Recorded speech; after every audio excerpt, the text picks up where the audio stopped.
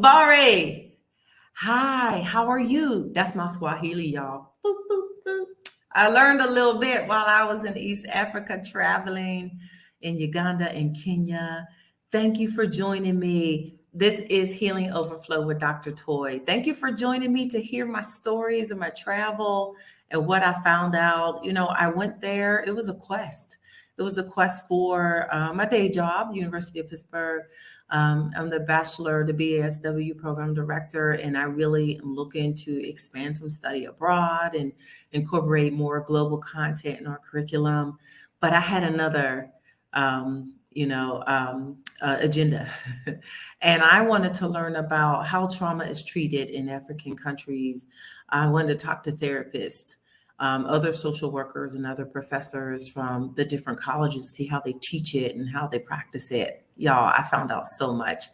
I am going to be unpacking my Africa bag bit by bit and sharing with y'all as I go along through photographs and through storytelling. In my family, you can't tell me that I'm not the best storyteller, pretty much in the universe. And and also now I think I'm a world-class photographer. So if you really have some photography skills and you think I got like an ounce of talent, put that down in comments and just let me know, encourage me to keep on going with my photo skills. But I love taking pictures. I didn't realize how much I like to just capture the moment through the photography. And so I might take this up as a hobby. I think I got to get a camera first. I can't be like an iPhone 13 photographer. So thanks for tuning in, y'all. Again, like my Healing Overflow with Dr. Toy Facebook page, email me at drtoyjones@gmail.com and just share with me your experiences. Have you ever been to Africa? Do you long to go like I did? This is my first time, y'all, and I'm so happy to share it with you. Also follow me on Twitter. And don't forget to like our WXCN Power Radio page. I'm really excited just to get in there and just start really talking about what I've been up to for the last several weeks. I was in East Africa for several weeks and couldn't get on Facebook in most of the parts that I was in. And then when I could, it was like I am so enamored with everything and stimulated with everything around me. I didn't even jump on.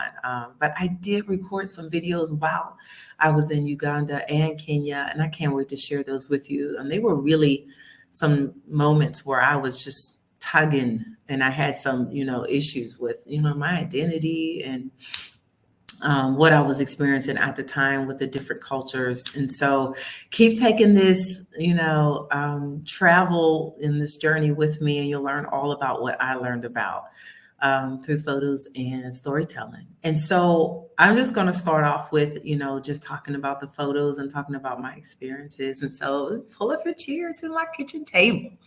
Okay, so traveling was grueling.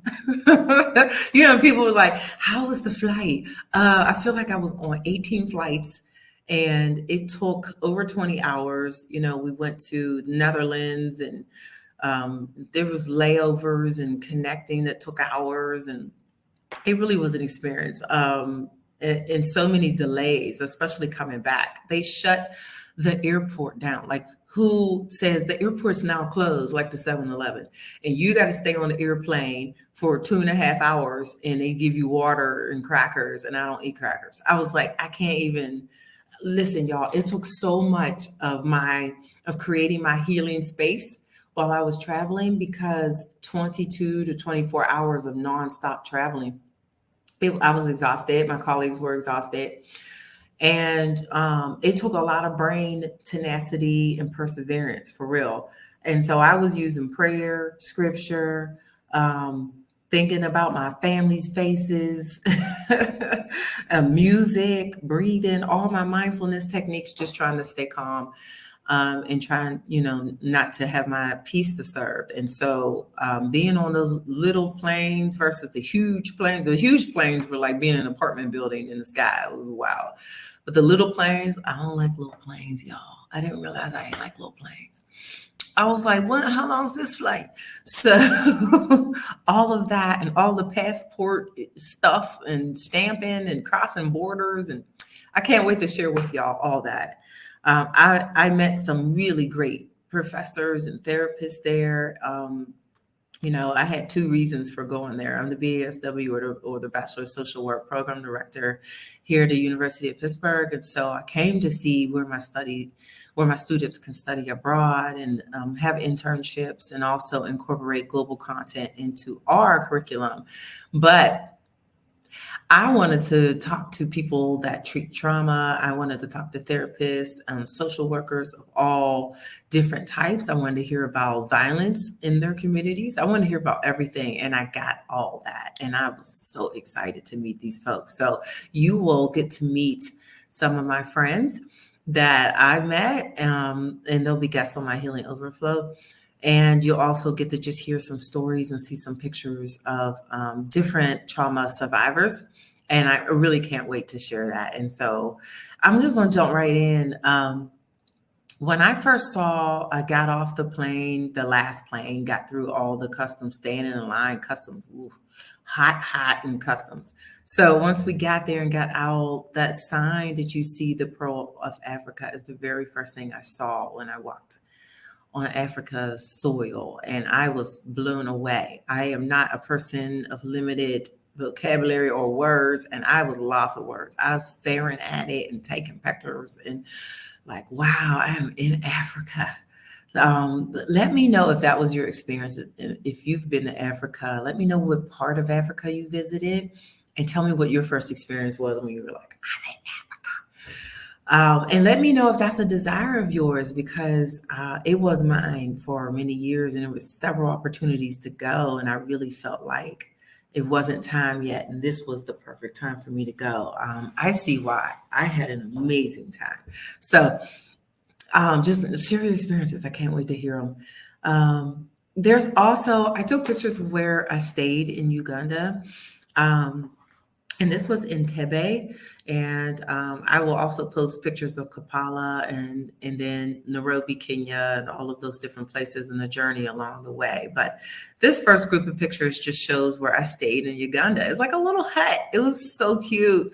But it came with a couple really interesting occurrences, like little visitors, like critters. I was like, what is that on my wall? So I saw a gecko run up the wall. I ran the other way. Me and the gecko were not friends. And so I would be startled every time. I kept telling myself, they're going to be geckos.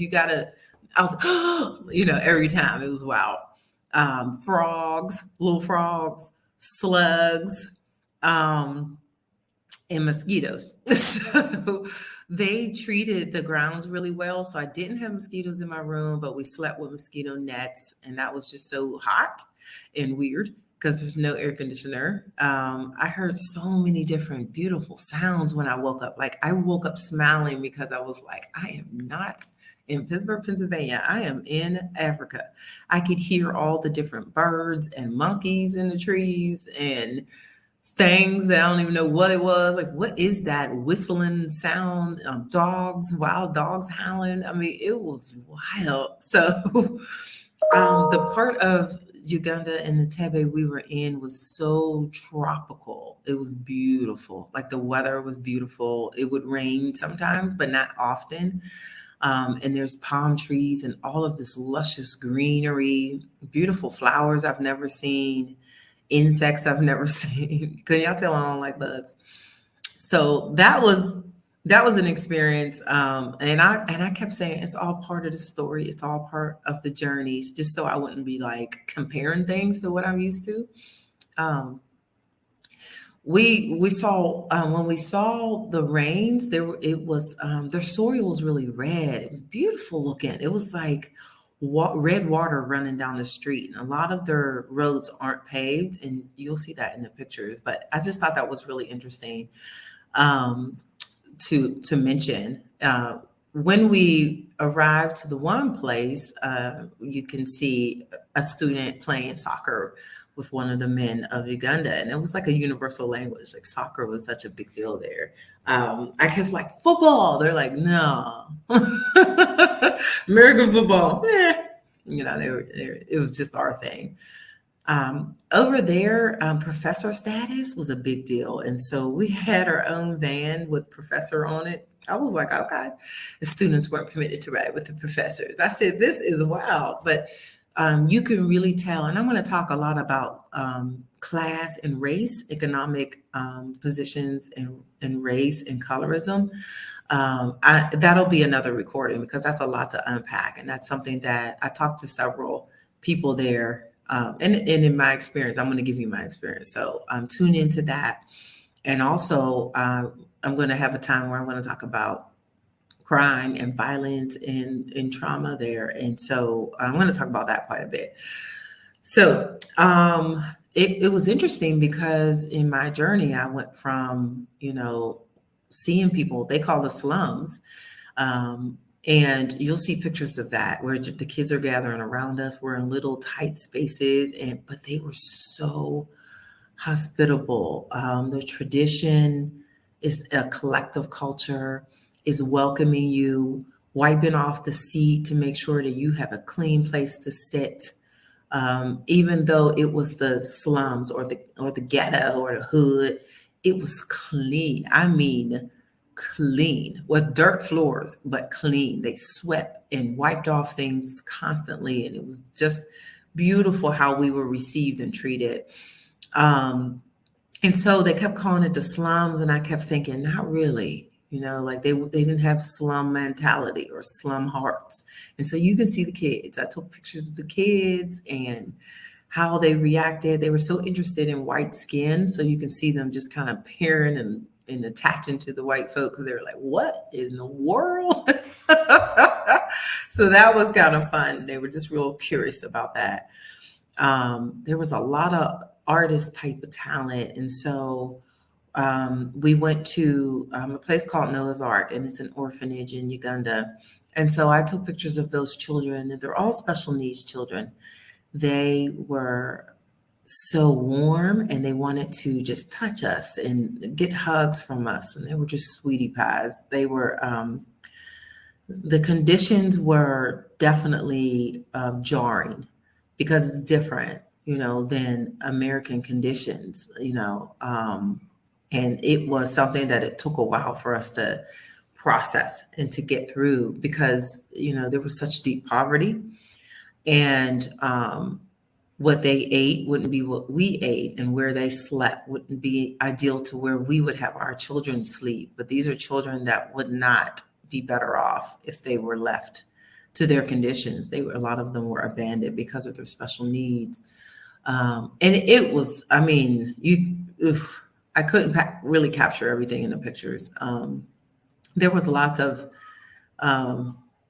really dichotomous things happening while I was watching these children and interacting with them. I heard a church service over the wall, and it was like this beautiful singing, but these really harsh living conditions. And I could feel that contrast, Other traditions I just want to talk about. I was so surprised to see that they are strapping babies on their backs and carrying items on their head. And I was like, that is so cool. Like, how are y'all balancing stuff? And the babies are strapped in perfect. And I remember like buying this fancy strap thing, for my kids. And they had a piece of cloth and they knew how to strap their babies on. I was like, man, and the babies just riding, looking comfortable. And I thought that was so cool. Other things I noticed as I visited the universities and I visited the different homes, I went from homes from the slums to the hills, literally the rich folks in the hills. We had dinner at their house. The hospitality was the same.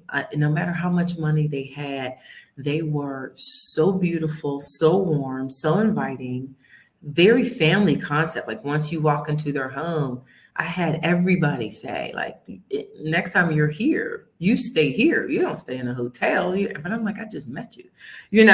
That kind of warm, inclusive, communal type of feeling, that culture permeates throughout everything they do. And so when we went to the universities or we went to the home, we drank and we ate, tea. And I put a picture of the Kenyan slash Ugandan tea. It was very milky. I was like, anybody got any black coffee? Like, it was hard for them to understand that we wanted jet black in our cups.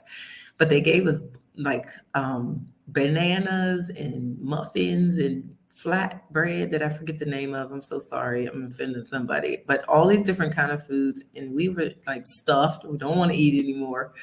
But it was hospitable to do that, and the way that they greeted one another, like that. Like we spot each other up, but the women, the men, everybody had that tight handshake, and I love that. But they would make sure that we drank and we ate and we signed a guest book and we made a comment. And they always say, "You are welcome when we come. You are welcome. Like, you're welcome here. You are welcome." I thought that was beautiful. They didn't pass around business cards. So here we go with our American selves passing around business cards. They're looking like, what's that for? And they say, we don't really pass around business cards. It's impersonal. We sit down, we make friends, we get to know you. We know we'll see you again. I said, whoa, we're no more strangers. I know we'll see each other again. But things like that, it was just wonderful. They tend to talk, Ugandan and Kenya talked softly, and I noticed that as Americans, we're all loud and we interrupt people, and they didn't do that. My Kenyan colleagues said, no, we don't talk loud. If you talk too much or you talk too loud, you're seen as crazy. I was like, no, all Americans, we crazy as ever. So I thought that was really interesting. But it was such an experience that I just wanted to share with you. My next video is going to talk about just social work and social issues in Uganda and Kenya. And I'm going to get into that, and I'm going to slide into like what therapy looks like. And I have a therapist that's now my friend, and she can't wait to come on and talk about what that is like in treating trauma. So y'all, thank you for following and coming on this journey with me. As we go along, I will show y'all pictures of my road travel. I did a lot of travel by road and driving across the countryside from Uganda across the Kenyan border into Kenya. It was an experience all in and of itself. I could record just that. But beautiful landscape and how it changed from anything can grow in Uganda, and all these different trees, like everything, a lemon tree, an avocado tree, a mango tree, a pineapple. I was like, what? Into Kenya, where it was just really different culture, and it's not that far. It's only a 6-hour drive. So I can't wait to share that with y'all. Peace be with y'all. And until next time, please continue to watch and share this Healing Overflow with Dr. Toy, and keep communicating with me. I love hearing from y'all. I love hearing what you want to know, and more of this and more of that. It's been really helpful. And I'm so glad that I'm doing this, that I followed, God's leading, that I followed my heart and said, I'm just going to share, I'm just going to talk, and whoever's interested will pull up a table. And I'm just overwhelmed at how many people are so interested. So I am signing off now. Thank you so much. Keep on healing, y'all. We're just going to keep on healing through more exposure and experience of different cultures and different processes, in the way that things are laid in front of us in our path. We keep healing, and the more that we heal, it overflows onto everybody else. Be blessed, y'all. Love y'all truly. Bye.